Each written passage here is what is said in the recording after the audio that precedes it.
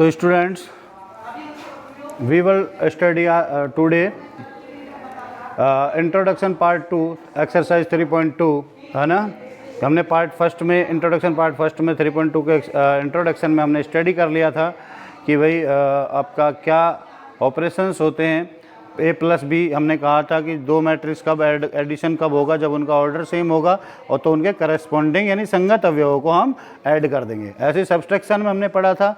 Subtraction में भी हमने ये कहा था कि भाई अगर ऑर्डर सेम है तो आप करस्पॉन्डिंग एलिमेंट को सब्सट्रैक्ट कर दो, ठीक है। उसके बाद हमने मल्टीप्लिकेशन ऑफ मैट्रिक्स की बात करी थी, तो उसमें हमने स्केलर मैट्रिक्स की स्टडी की थी।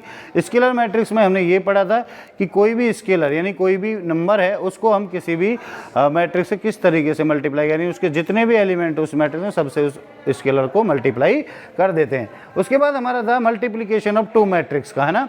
तो हमने उसके अंदर कुछ स्टडी किया था कि अगर ए मैट्रिक्स है, ए है, उसका जो ऑर्डर है वो क्या है, ए आई जे। एक बार रिवाइज करा रहा हूँ, m इंटू एन है, एंड बी जो मैट्रिक्स है वो क्या है, ए आई जे एन इंटू पी की है। तो मैंने कहा था कि इनके फर्स्ट मैट्रिक्स का जो कॉलम्स है यानी स्तंभ है वो सेकंड मैट्रिक्स के रोज के यानी पंक्तियों के इक्वल होना चाहिए, तो ही उनका प्रोडक्ट मल्टीप्लिकेशन पॉसिबल है, वरना पॉसिबल नहीं है। यानी उनका मल्टीप्लिकेशन एग्जिस्ट करेगा वरना नॉट एग्जिस्ट नहीं करेगा। तो अगर इनका multiplication m into N equal to N आ जाए, नंबर ऑफ रो एन, तो क्या होगा, ए बी जो मैट्रिक्स मिलेगी वो ए आई जे आपको मिलेगी, और वो किस ऑर्डर की मिलेगी, m इंटू पी ऑर्डर की मैट्रिक्स मिलेगी। अगर एन एम और यहाँ पे ये एन, ऐसा करो इसको पी क्यू कर लो, जिससे थोड़ा सा पी एंड क्यू की, तो यहाँ पे एन इक्वल टू पी हो जाए ना, तो यहाँ से यहाँ मिलेगी क्यू, है ना। तो आप m इंटू पी और p इंटू क्यू कर लेना, तो ये आपका इजीली हो जाएगा, ठीक है। तो ये क्वेश्चन नंबर आपका एक्सरसाइज का, तो हमने कुछ एक एग्जांपल भी लिया था जिसको मल्टीप्लाई करके मैंने बताया था, उसी में आगे बढ़ते हुए बात कर रहे हैं। एग्जाम्पल नंबर 7 है आपकी बुक का। वो कह रहा है कि एक मैट्रिक्स है जिसमें 4 2 -5 1 0 3 और बी मैट्रिक्स है 6 -7 0 -1 2 5 1 0 3।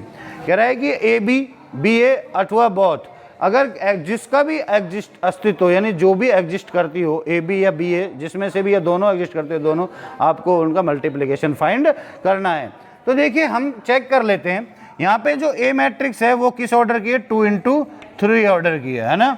और ये बी मैट्रिक्स है वो 3 इंटू 3 ऑर्डर की है ना। तो ध्यान से देखिए, यहाँ पे इसके जो कॉलम है वो इसकी पंक्तियों के इक्वल है, यानी ए और बी पॉसिबल है, और वो किस ऑर्डर की मैट्रिक्स मिलेगी, ए आई J equal to 2 into 3 order की एक मैट्रिक्स मिलेगी। क्यों? क्योंकि ए, और आप यही रीजन दोगे कि ए फर्स्ट मैट्रिक्स ए के number of columns equal to B matrix के नंबर ऑफ रोज, यानी ए मैट्रिक्स की स्तंभों की संख्या बी मैट्रिक्स के पंक्तियों की संख्या के बराबर है, इसलिए इनका अस्तित्व होगा। जबकि अगर मैं बी ए की बात करूं तो बी ए में देखिए क्या होगा, बी ए में यहाँ पे 3 है कॉलम्स। अब बी में बी मैट्रिक्स क्या है, बी क्या है, ए आई जे इक्वल टू किस ऑर्डर की है, 3 इंटू 3 की है, इंटू ए आई जे ये किस ऑर्डर की है, 2 इंटू 3 की है। तो देखिए यहाँ पे बी पहले आएगी और ए बाद में आएगी, बी ए का मतलब बी पहले ए बाद में। तो यहाँ पे इसके कॉलम्स के नंबर और कॉलम और इसकी पंक्तियाँ इक्वल नहीं है, तो बी ए का अस्तित्व नहीं होगा, एग्जिस्ट नहीं करेगी, बी ए एग्जिस्ट नहीं करेगी, सिर्फ कौन सी करेगी, ए बी एग्जिस्ट करेगी। तो ये तो एग्जिस्ट की बात हुई। तो अब हम ए बी निकालेंगे। तो ध्यान से देखिए, मैं अब इसको इरेज कर रहा हूँ, आप इसको नोट कर लीजिएगा, है ना। इसका ये एग्जिस्ट होगा, ये एग्जिस्ट नहीं होगा। तो अब देखिए मेरे पास एग्जिस्ट हो गया जब मुझे पता लग गया कि ए मैट्रिक्स की स्तंभों की संख्या यानी number of columns B matrix के पंक्तियों की संख्या यानी नंबर ऑफ रोज के इक्वल है। तो मैं कह दूंगा यहाँ से कि ए बी का एग्जिस्ट होगा। और ए बी कैसे निकालूंगा, मैं कहूँगा कि वो ए बी मुझे क्या मिलेगी, ए आई जे इक्वल टू क्या बचा, 2 इंटू 3 ऑर्डर की मिलेगी। तो मैंने सबसे पहले क्या किया, 2 इंटू 3 की एक मैट्रिक्स बना ली। अब 2 इंटू 3 के 2 पंक्तियाँ और 3 कॉलम्स, तो देखिए A11 A12 और ये A13, 3 कॉलम्स हो गए, A21 A22 और A23। मैंने इस तरीके से ये 2 इंटू 3 की एक मैट्रिक्स बना ली। अब देखिए मुझे क्या करना है, जब मल्टीप्लाई करना होता है तो आप ध्यान से देखिएगा, आपको कुछ नहीं, सिर्फ आपको इस तरीके से करना है कि आपको इसको रीड कैसे करना है। अब दो मैट्रिक्स का मल्टीप्लिकेशन है तो फर्स्ट वाला जो एलिमेंट है उसमें जो आई है उसको तो पहली मैट्रिक्स की रो लेना है, और जो जे है यानी यह जो दूसरा है उसको फर्स्ट सेकंड मैट्रिक्स का कॉलम्स लेना है।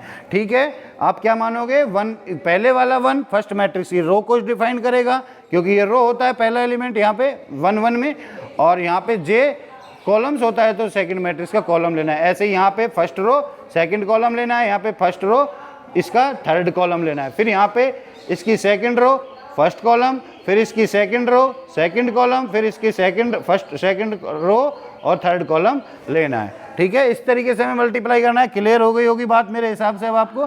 तो देखिए कैसे करेंगे, और करेस्पॉन्डिंग एलिमेंट को मल्टीप्लाई करिए और उनके बीच में सब्सट्रैक्शन प्लस ऐड करते जाइए, अगर माइनस मल्टीप्लाई हो तो माइनस से हो जाएगा।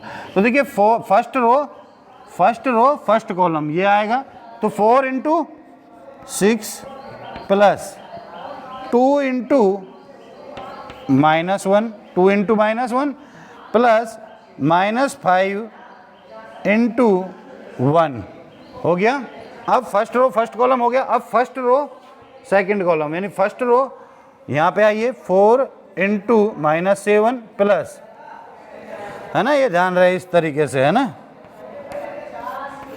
और 2 × 2 प्लस -5 × 0।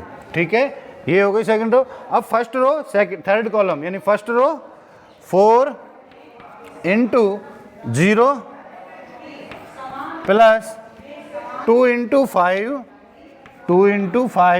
प्लस -5 × 3। ये हो गया काम अपना। अब आ जाइए यहाँ पे A21 यानी सेकंड रो, और अब फर्स्ट कॉलम लेना है, फिर सेकंड कॉलम, फिर थर्ड कॉलम। तो सेकंड रो फर्स्ट कॉलम यानी 1 × 6 प्लस 0 × -1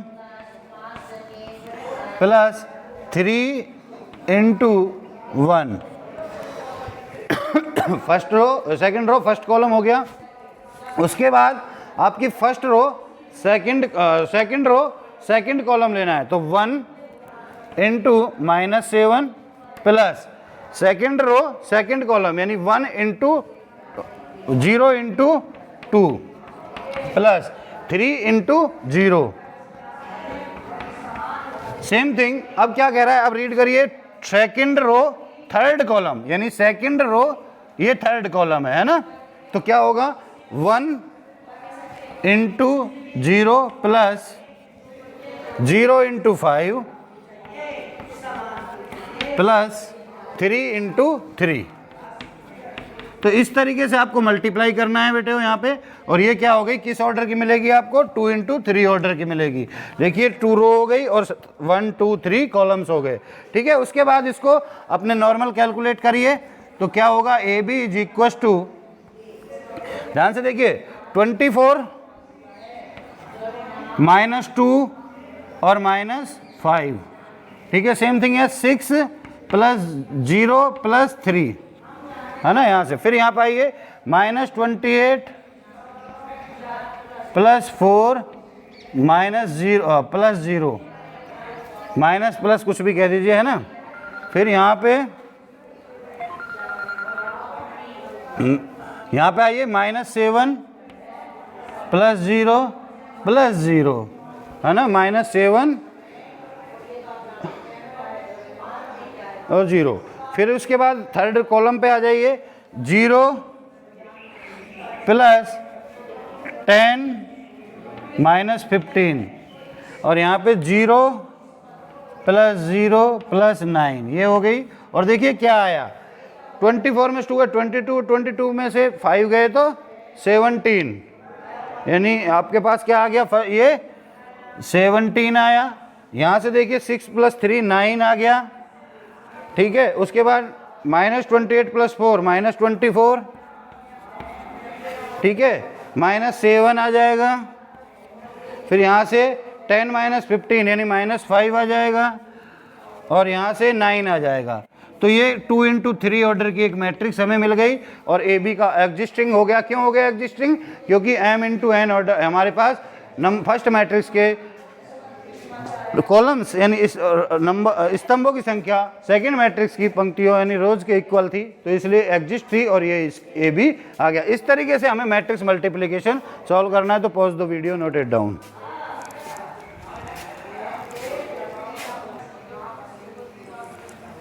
हाँ तो बेटे अब हम डिस्कस करते हैं properties of multiplication of two matrix, यानी दो अवयवों के गुणन के गुणधर्म की बात करते हैं। तो देखिए पहला कम्यूटेटिव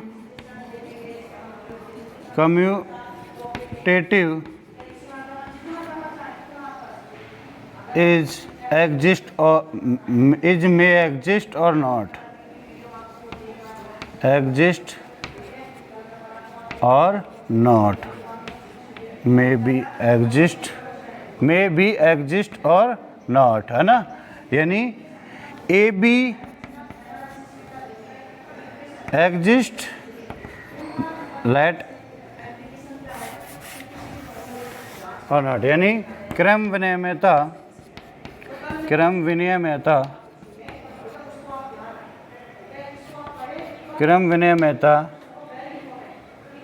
का अस्तित्व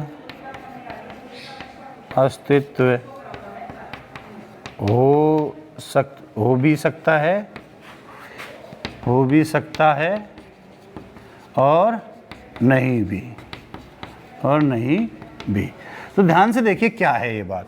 मान के चलो दो मैट्रिक्स हैं ए और बी, तो ए बी हो भी सकता है ना, एग्जिस्ट हो भी सकता है, और A B equal to B A हो भी सकता है, और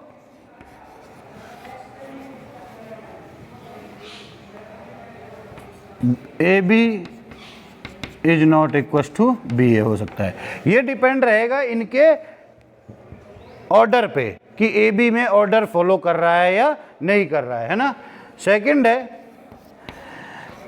A B equal into A C is equal to A into B C होता है, यानी एसोसिएटिविटी होती है। एसोसिएटिविटी यानी साहचर्यता फॉलो होती है, ठीक है। उसके बाद डिस्ट्रीब्यूटिव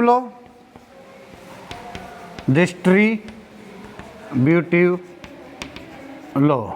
देखिए इन प्रॉपर्टीज़ को पढ़ना ये नहीं है सर क्या बोरिंग वगैरह, इस तरीके से बोरिंग फील नहीं करना है। ये चीज़ें प्रॉपर्टी हमें कहीं ना कहीं काम आती रहती है ना। तो देखिए डिस्ट्रीब्यूटिव यानी बंटन नियम, हालांकि इतना नहीं है, जब इजीली आता है तो क्वेश्चन ही आते हैं निकल के, लेकिन कई बार छोटे मार्क्स के क्वेश्चन में ये चीज़ें छोटी छोटी बातें पूछ ली जाती है ना। तो डिस्ट्रीब्यूटिव लॉ यानी ए को मल्टीप्लाई करो बी प्लस सी से, तो होगा क्या, A B equal to A B plus A C के इक्वल हो जाएगा। या फिर ए प्लस बी को मल्टीप्लाई करो सी के साथ, तो क्या होगा, ए सी प्लस बी सी के इक्वल ही होगा। और देखिए इसी में दो प्रॉपर्टीज और होती हैं, 4th एंड 5। देखिए मैं यहाँ बता रहा हूँ, वो ओनली स्क्वायर मैट्रिक्स के लिए होती है ना, स्क्वायर मैट्रिक्स के लिए होती है, जिसके बारे में डीपली डिस्कस हम नेक्स्ट एक्सरसाइज में करेंगे। वर्गाकार अवयव में वर्गाकार अवयव ही होना चाहिए, ये कंडीशन होती है। और क्या है कि मल्टीप्लिकेटिव आइडेंटिटी, मल्टीप्लिकेटिव आइडेंटिटी है ना, गुणन तत्समक,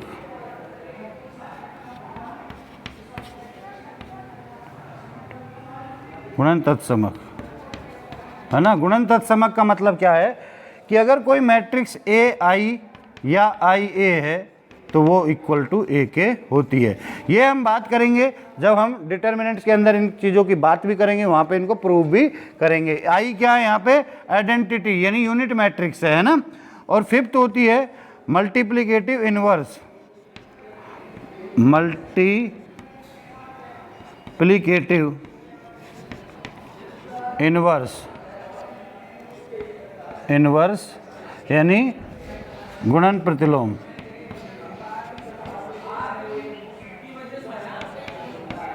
तो देखिए क्या है कि अगर कि कोई कब होती है मिलन, यानी ए को ए इनवर्स के साथ मल्टीप्लाई कर दो इक्वल टू आई होता है, या ए इनवर्स ए करोगे तब भी आई होता है। तो ये होती है, ये दोनों प्रॉपर्टी की बात हम डीपली करेंगे वहाँ पे डिटर्मिनेंट्स के अंदर, ठीक है। तो ये कुछ प्रॉपर्टी हैं आपकी जो आपको मल्टीप्लिकेशन आएंगे। तो pause the video, noted down.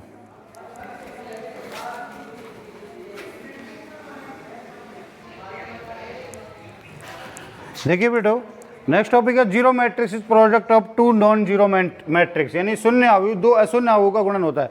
जैसे हम कई बार देखते हैं कि अगर A B equal to zero होता है हमारे पास, ए गुणा बी अगर जीरो है तो हम क्या कहते हैं, either A equal to zero और बी इक्वल टू जीरो। हम कुछ ऐसा ही बात करते हैं जनरली अगर हम बात करें तो A B equal to zero है तो हम कहेंगे या तो ए इक्वल टू जीरो या बी इक्वल टू जीरो, तब ये जीरो होगा। लेकिन यहाँ ऐसा नहीं होता। देखिए यहाँ पे अगर ए मैट्रिक्स है आपकी, मान के चलो वो क्या है 0 1 0 2, ठीक है, और बी मैट्रिक्स है आपकी 1 3 -4 0 0। तो ये दो मैट्रिक्स कैसी हुई, अशून्य मैट्रिक्स यानी नॉन जीरो मैट्रिक्स हुई। और इनका अगर आप प्रोडक्ट करोगे तो ध्यान से देखिए, प्रोडक्ट करोगे तो 2 × 2 की है, ये भी 2 × 2 की है, यानी इसके कॉलम्स इसके रो के इक्वल हैं। तो ये दोनों का एग्जिस्टिंग हो जाएगा। तो ए बी क्या होगा, देखिए ध्यान से, ए बी क्या होगा इसका, ए बी करिए, जीरो को पहले इसकी फर्स्ट रो, ध्यान से देखिए वही करना है, 2 × 2 की मैट्रिक्स आएगी, एक 2 × 2 की आएगी ना, क्योंकि ये 2 है ये भी 2 है। तो जीरो को पहले फर्स्ट रो फर्स्ट कॉलम, तो 0 × 3 करोगे प्लस 1 × क्या करोगे, 0 करोगे, है ना। सेम थिंग आप फिर क्या करोगे, फर्स्ट रो सेकंड कॉलम, यानी 0 × -4 करोगे प्लस 1 × 0 करोगे, 1 × 0 करोगे, है ना, यही होगा। ये थोड़ा सा और दिखाई नहीं दे रहा होगा तो इसलिए मैं इसको थोड़ा सा और 1 × 0, ठीक है। और देखिए यहाँ पे अब second row first column 0 × 3 plus 2 × 0, और यहाँ पे सेकंड रो सेकंड कॉलम यानी 0 × -4 प्लस 2 × 0। और देखिए क्या आ गया, ए बी इक्वल टू आ गया आपको यहाँ पे 0 + 0 यानी 0 0 + 0, यहाँ पे भी 0, यहाँ पे भी 0 और 0। ये 2 × 2 का एक अशून्य अवयव आ गया, जिसे क्या बोल सकते हैं हम, I2 भी कह सकते हैं, सॉरी O2, है ना, O2 भी हम कह सकते हैं ना। तो ये हमारा क्या है, शून्य अवयव आ गया है, जीरो मैट्रिक्स आ गया। और जबकि हमने क्या लिए थे, दो नॉन जीरो मैट्रिक्स लेके चले थे, ठीक है। तो यहाँ पे जो जीरो मैट्रिक्स है वो नॉन जीरो मैट्रिक्स का प्रोडक्ट होता है, ठीक है। तो इस तरीके आपका ये टॉपिक एंड होता है। नेक्स्ट टॉपिक है आपका ट्रांसपोज ऑफ ए मैट्रिक्स।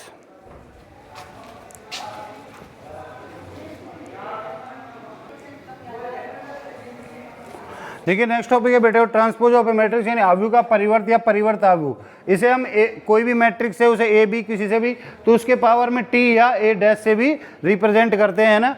तो अगर मान के चलो आपके पास ए है, वो क्या है, आपकी कोई मैट्रिक्स है, वो 1 2 3 4 5 6 है ना।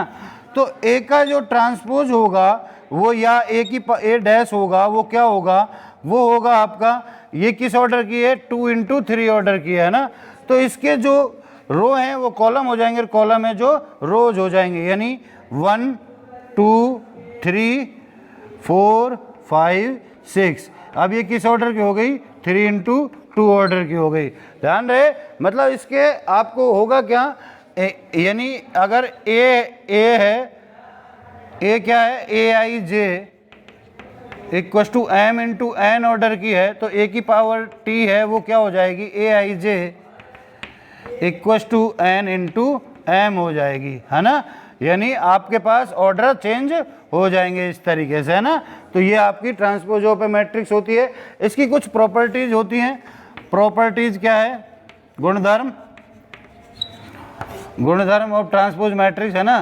तो गुणधर्म है बेटे, देखिए ध्यान से, अगर आप ए डैश का डैश करोगे तो वो क्या आएगा, ए के इक्वल आएगा।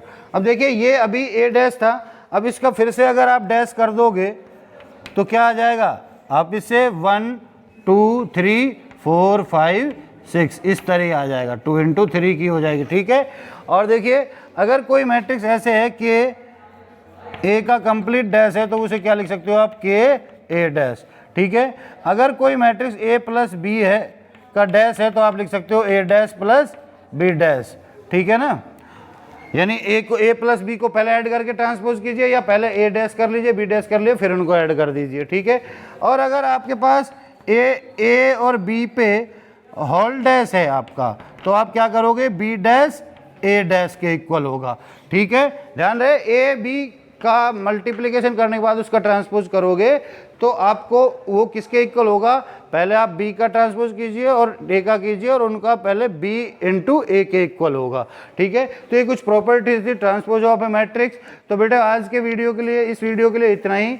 नेक्स्ट अभी हमारे पास शेष बच गए इसी में topic, symmetric and skew symmetric और थ्योरम्स। कुछ 2 थ्योरम्स हैं, उनके 2 थ्योरम्स हैं, तो उनके बारे में डिस्कस करेंगे।